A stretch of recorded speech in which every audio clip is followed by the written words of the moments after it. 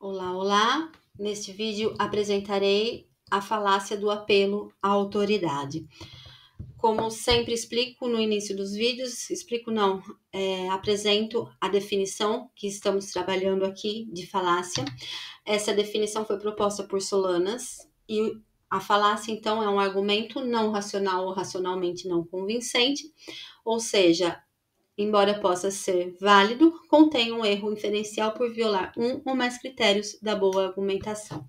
Além da definição de falácia proposta por Solanas, também estamos a utilizar a metodologia proposta por Solanas. E essa metodologia, ela se divide em dois passos. O primeiro é identificar o critério de boa argumentação que foi violado, e numa argumentação, os critérios possíveis de violação são a clareza, a relevância e a suficiência das premissas. E o segundo passo é identificar a causa específica ou o núcleo do erro que gerou a falácia. Aqui, então, temos a tabela. Essa tabela também foi proposta por Solanas, é uma tabela de classificação.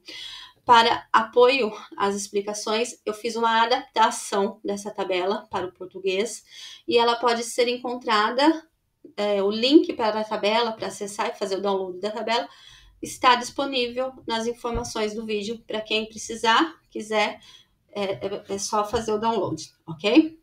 Bem, então como podemos ver aqui, essa falácia do apelo legítimo à autoridade, ela viola o critério da relevância. Fiz um destaque aqui na linha, porque qual o núcleo desse erro? É a intrusão de pistas falsas, certo? Embora aqui essa falácia especificamente não esteja descrita, no livro está. Talvez tenha sido um erro, não sei. Tá mesmo a faltar, ok?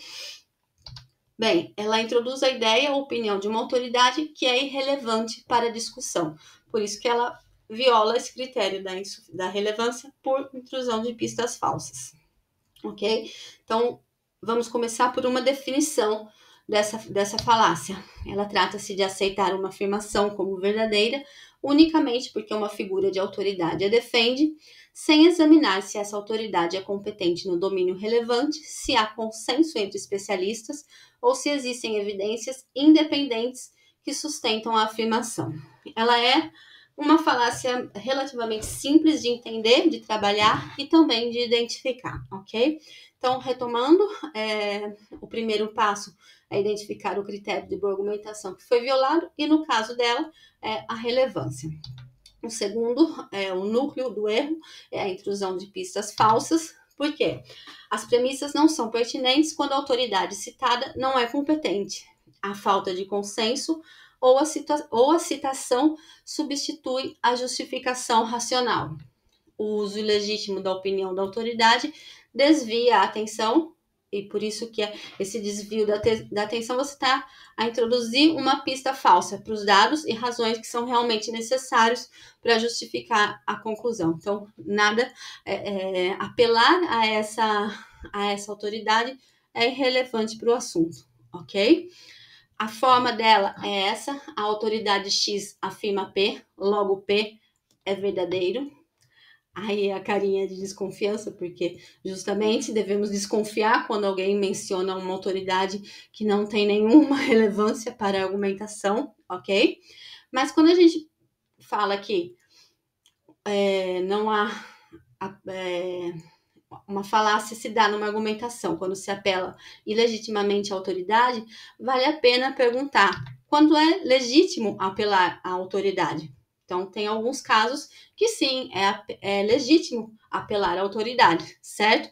E em muitos casos é racional e necessário confiar em testemunhos de especialistas. O testemunho é uma forma de aquisição de conhecimento que nós temos, ok? E é uma forma extremamente válida.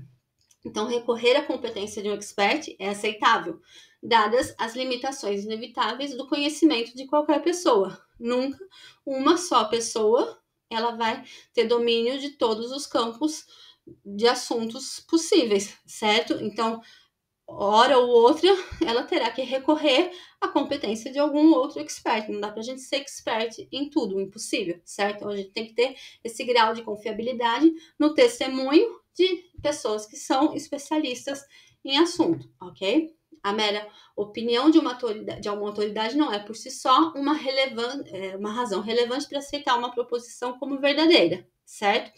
A menos que a autoridade seja especialista no domínio pertinente, ok? Não haja conflito de interesses, haja consenso ou representatividade entre especialistas e não existam dados empíricos acessíveis que permitam avaliar diretamente a proposição. Então, aqui é quando é legítimo apelar à autoridade, ok? E quando não é legítimo apelar à autoridade? Bem, quando esse apelo à autoridade, ele substitui a justificação racional. Também, quando apela-se a uma autoridade fora do seu campo de competência, isso também é chamado de fake trespassers, né? Quando nós falsamente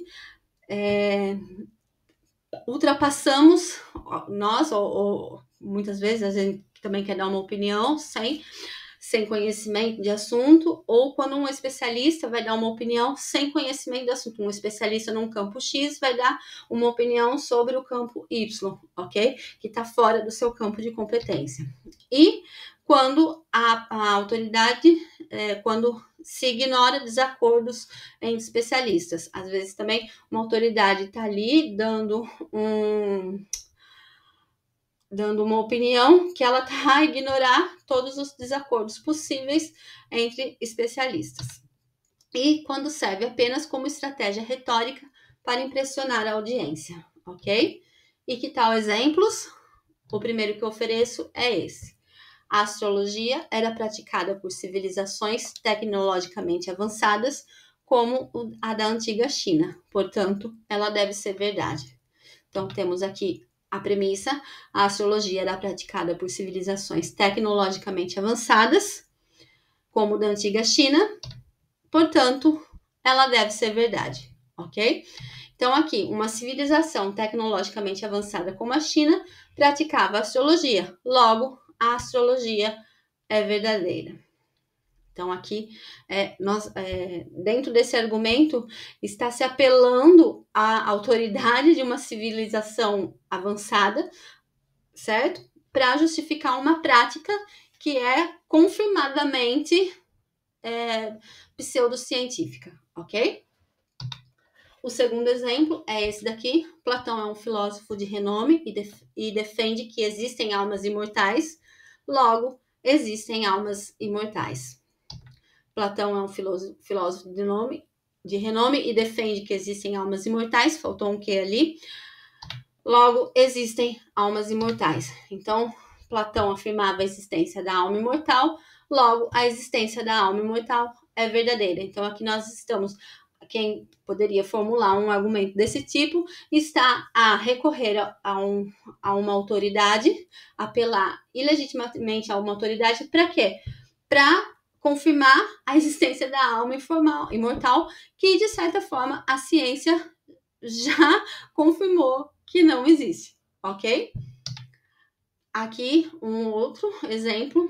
Einstein acreditava em Deus, não te deixe influenciar pelo ateísmo de outros menos sábios que ele.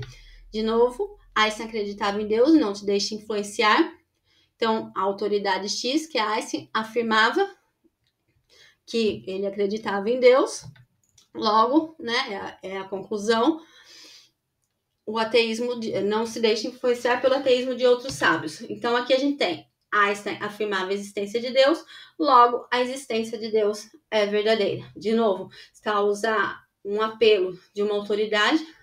Então, Einstein não era uma autoridade na existência ou não de Deus, então não adianta apelar para ele, para isso, né, para concluir que a existência de Deus é verdadeira.